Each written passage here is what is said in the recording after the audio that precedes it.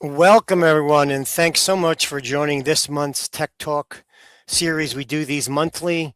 For introduction purposes, I'm Joe Rafanelli. I'm one of the directors here of Technical Solutions at Innovatix. We are AKA Macrosoft. So just a few words on Innovatix. So we are a development company that delivers custom software, AI solutions, CCM services, and staff augmentation. So we have a deep technical expertise and global delivery model. We help enterprise modernization legacy systems. We leverage AI and rapidly scale engineering capacity during digital transformations. So getting back to the issue at hand. So last month we introduced a product called OpenParser AI. It's a great product. We got a lot of good feedback on it. So it's an intelligent document management system that enables user to ask questions in natural language, and it will answer based on the content within the documents. So today I'm super excited, right, to mention new features, right? So today we'll be discussing those new features, and we're going to be discussing those benefits. I have Imran Salahuddin on the phone, and then we also have Danish Tahir. These guys will be discussing, we feel these are great new benefits and new features. As we typically do, I'm going to start off with a series of questions to get these guys warmed up. And then toward the end, we're going to have an opportunity for folks to ask questions via the chat. Imran, I'm going to start with you. Go ahead and introduce the concept of OpenParser. I mentioned it to folks already, but I want to hear your take on it. And then maybe you go right into the new features. So thank you guys again for joining. Thank you, Joe, and hello, everyone. Um, OpenParser AI is an intelligent tool that can answer user questions from their own content. This information is buried in hundreds of documents that are PDF, Word document, Excel, PowerPoints that the companies collected over the time or for any particular project or a case. But a lot of information is there in those documents. How you can extract it, OpenParser give you a very simple way to find those information. And you can ask your questions basically in language, very simple language, and it's going to answer you in a very simple language as well. So that's how the OpenParser makes the life very easy. You can maintain your documents there and the other different data sources that we will discuss in today's tech talk, and how you can get your answers from that content base or your knowledge base. So this is what we will be discussing in today's meeting. Yeah, that's good the way you put that into your own words. So that was OpenParser 1.0. So now we're talking OpenParser 2.0. Let's just call it right for now. So let's talk about the features. Let's talk about the benefits, and let's show the folks, the demo. Okay, so first let me talk on what new features are available. I hope my screen is visible. It is. Right. Okay. So OpenParser, what it provides you, our users, to maintain their document repository, a centralized document repository where they can keep their documents arranged and provide access to other users in the company as well. And then with a very easy user interface, a chat kind of a thing, which everyone is using, it's a common kind of use these days. A user can ask the questions which is based on the answers, which is based on the documents which are uploaded to the document repository. Now, OpenParser, the MVP application was provided, and the user has to upload the document from their own machine. Now, the new features that we just released enables user to link or integrate their Google Drive or their SharePoint drive with OpenParser. So this way you can link your cloud drive, and you can pull the document from your cloud drive, which can be the Google Drive or the Microsoft SharePoint. That will provide more ease. You don't have to have the document on your machine, so you are uploading it. So this is one the major feature that we added. Another way of asking or getting the answers is you can define websites. You can have one or you can have multiple websites. You can define an open parser, and when you ask the question, open parser can read those the content on those websites and give you an answer. So you're asking the question in a natural language, and open parser will give you the answer from those websites in a formulated way, in again in the natural language that that will make your work very easy. Third thing that we added is the SQL databases. Now, OpenParser can connect to SQL database, which includes MySQL, Postgres, and SQL Server. And after connecting it, you can again ask a question in a very simple language, and OpenParser will query itself to the database, get the data, formulate the answer, and give it to you. So these are three major features that we added, which is based on the knowledge base of the OpenParser. Okay, so let me give you a demo of some of the new features. I hope everyone can see my screen. I just go log out and log in back. This is our OpenParser login screen. For the our audience who are seeing the tool for the first time, let me give you a quick detail. This is OpenParser AI user interface, which you can start with defining some groups where you can keep your documents. You can define users with the roles. This is the central document repository thing where all of the documents are listed. It's very easy to access. You can open the document, see the document for right from there, and you can upload the new documents and you can sort and filter as well. Now, how to add the documents to this document repository? You have this link. You can upload the documents, right? I will show you the connectors that we defined. So there is the website connector as well. You can simply configure the website, which website you want to talk. Then you can define the databases as well. For this session purpose, there is a sales database that I connected. It's a MySQL database. I connected it. So now here is our chat window where you can ask any question. So now, for example, these questions are based on the documents that are uploaded. I ask some questions. Here you can you're asking a simple question. It is asking you the answer, and you can click on the reference check. It will open up that particular document and show you that document, and you can download it right from here as well. And which because this is a formulated answer, you can click here and it will show you all the blocks from the different actual documents with the reference that okay, what is the document name and what page it is, and it can give you, and you can, if you want, you can download that document right from there. So this is one thing, right? So another thing is website. So for example, that the one of the website I defined is the fda.gov. So this is the website, and you can ask a question like, "What are the new press release about the drugs?" and it's gonna read the website and give you the answers here.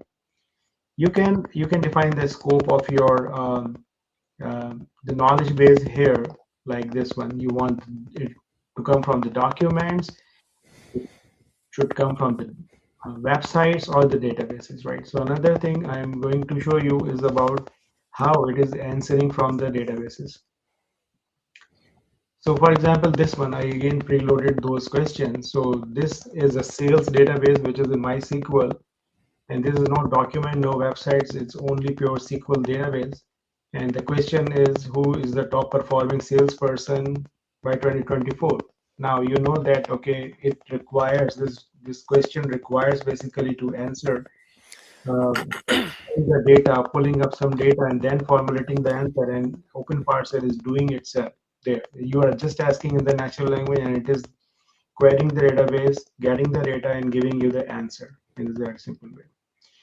So these few knowledge bases we added, which includes, in addition to the documents, now it has the websites and the databases also.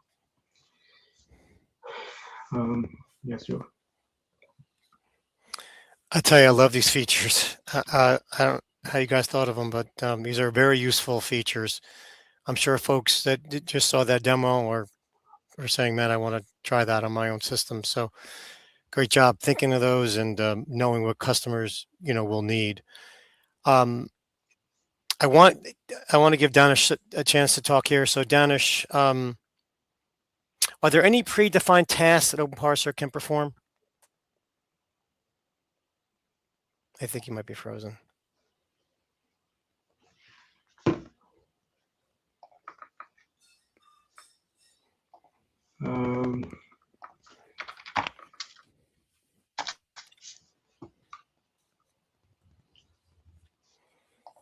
Danish.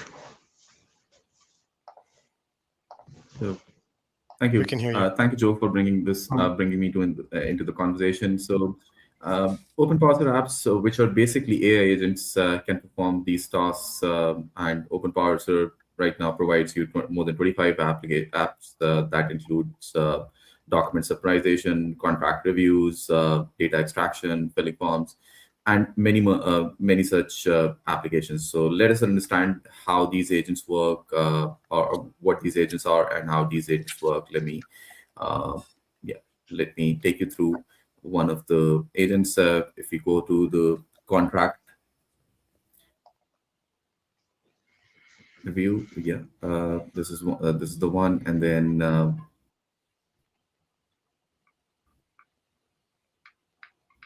we will need to select a doc up there, which we select, and there are different types of formats that OpenParser allows you to select. So we can just search it by contract, and then Can you send select, the file? we can write the full name contract.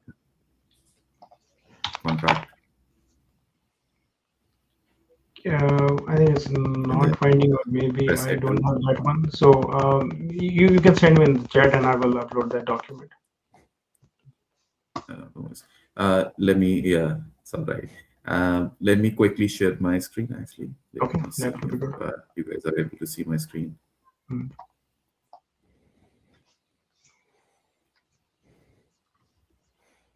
Yeah, here we go.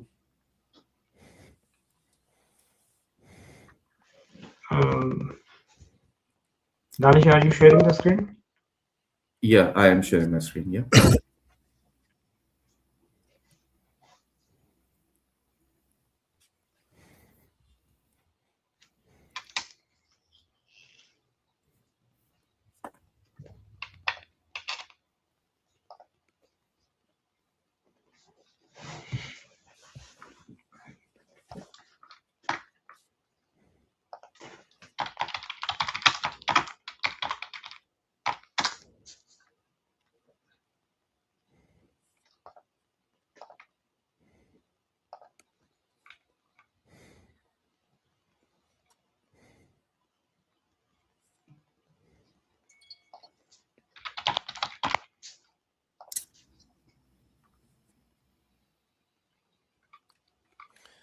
So clearly we're having some technical difficulties. Right. We do see the screen though, Danish, if you're wondering. We see the updated screen. This is not my screen. Can you stop sharing your screen and then?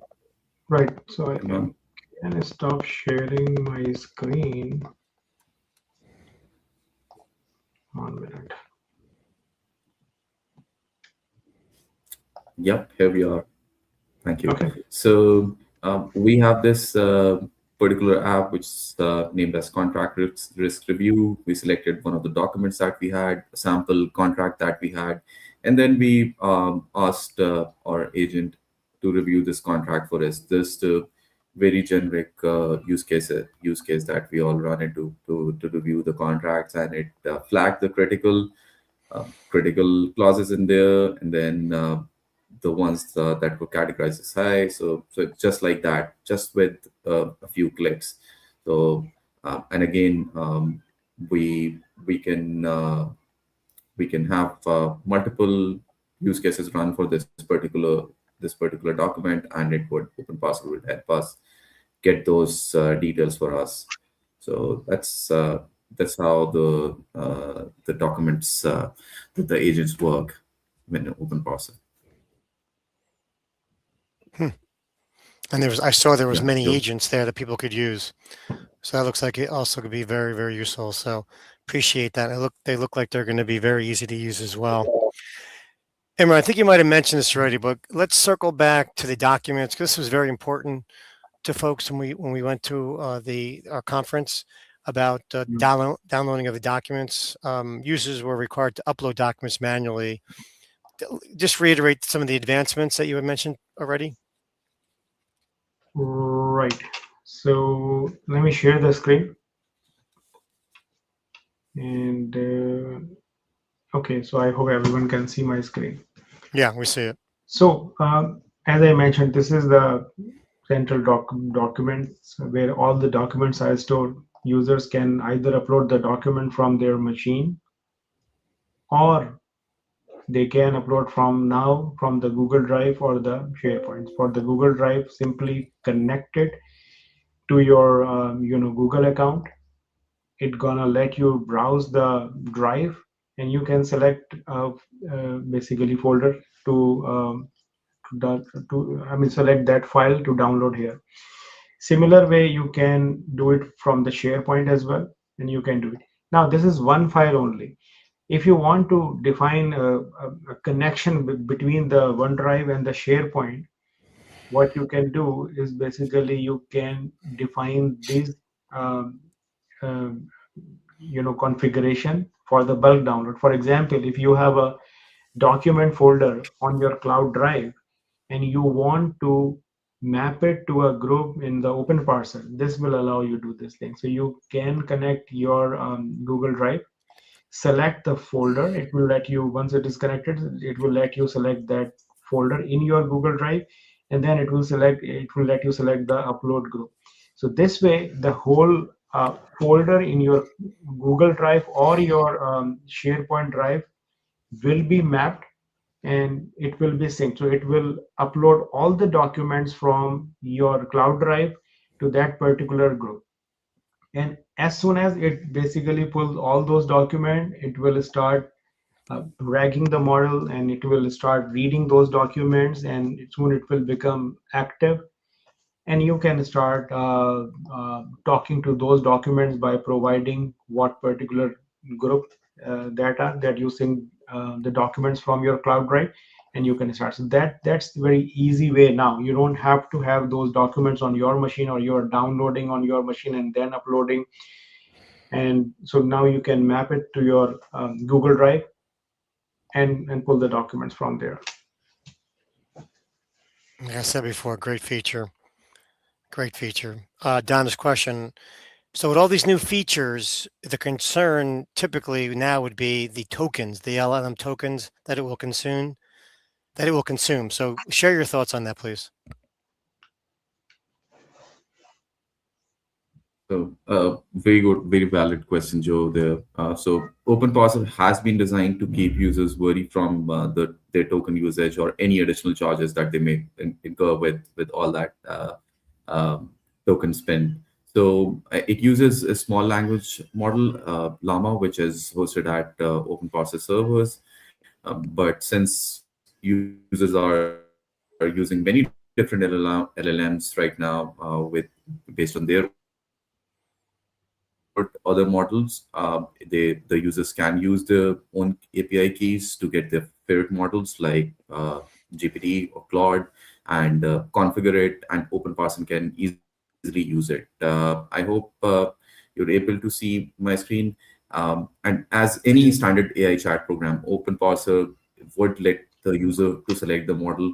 So you see, there's just this another use case that we have to extract the meeting minutes. I use that to do that, and I get very clean, crisp meeting notes out of it. But it was using my default language, large small language model, which as I said, is Llama, as you see on-premise Llama model, but it also shows me the GPT-4o key that I have. So just like any other chat programs that I just mentioned, you could add your own API keys and use those to run these agents. Yep. Oh, very nice. So when we talk about OpenParser, you're showing me, right, all the new features, and you showed me how it works. But now I'm sure folks are going to want to like play around with it for themselves, because I know I would. I know I have as well. What I wanted to ask, maybe I'll shoot this over to Imran. Can you maybe just show the website and how they're registered, and just how do you get started with OpenParser? Right, Joe. So you start, working with the OpenParser is really very easy. There is a website, openparser.ai. You can go browse it. It will give you all the information there, all the features. You can click basically trial. So it gives you a 15 days trial. No credit card is required, and it will simply go to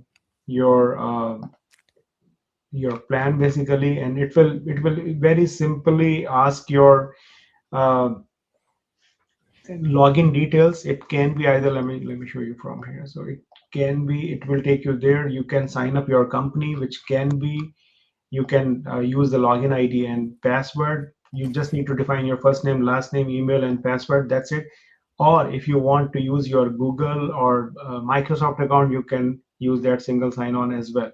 With this simple step, you can simply just log in there, and then you can start using it. And it will there is a self-explanatory tutorial as well, that how you can get started.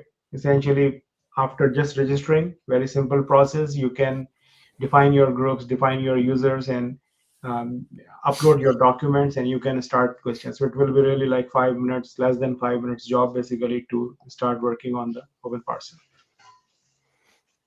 Good. If anybody needs help, with registration, you can certainly contact us. So, but I appreciate you walking through that quickly. Okay, I think it's time to get some audience questions. Let's see if we have any. Okay, I got one here. What databases are supported and how OpenParser ensures security of data? Maybe Imran, you take that one.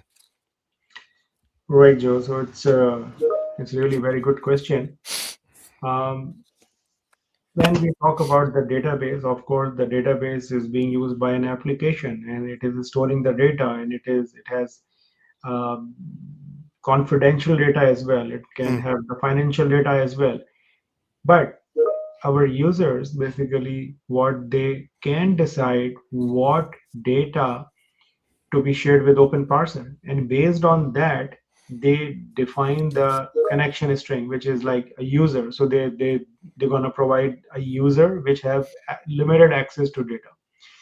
So that is how it basically connect. So for example, here I mean I'm not showing my screen right now, but I what the database I showed you, it has the read-only access. So to me, in this database, this user has only the read-only access. That means it ensures me that I cannot be able to use this connection string for writing the data or deleting any data. On top of that, there are the guardrails basically set.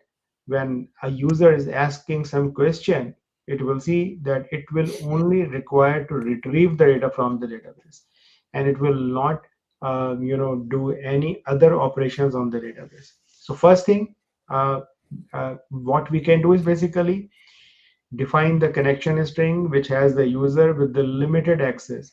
That should be in the scope of the open parser, because you are asking some question that is giving you information, right? And what level of information you want to give, it's completely up to the user, that how they are providing us that access.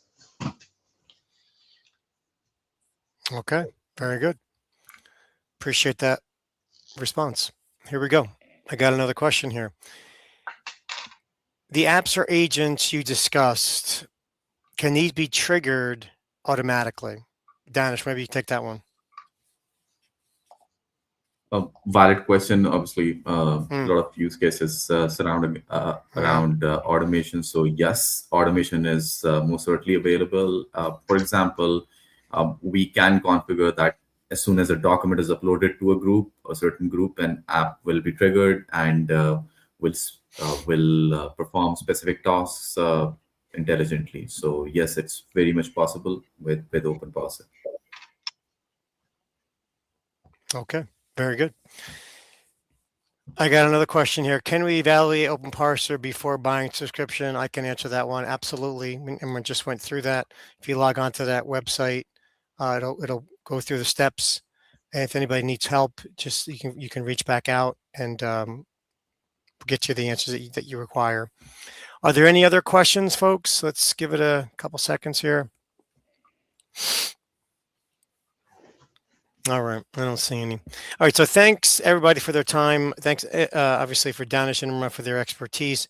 I know they worked hard on getting this OpenParser and those up and running and those new features. I'm sure there'll be others. So just a quick summary, OpenParser is an intelligent management platform that performs static files like PDFs, spreadsheets, and presentations into dynamic searchable knowledge bases. It allows users to query their entire documentation repository using natural language to receive precise, grounded answers that include direct citations to source material. OpenParser can also answer user questions from the website content and connected databases. Designed for security-conscious sectors like legal and real estate, the platform offers both SaaS and on-prem deployments featuring enterprise-grade encryption and granular role-based access controls. So that's just the basic summary. And then for a free trial, you can go ahead and look at that website. It should pop up here any minute. Like I said before, if anybody has any comments or additional questions, please feel free to contact me. It should come up on the screen as far as my contact information. For now, I want to thank everybody for their time and take care until the next Tech Talk. Have a good day, folks. Take care. Bye-bye now.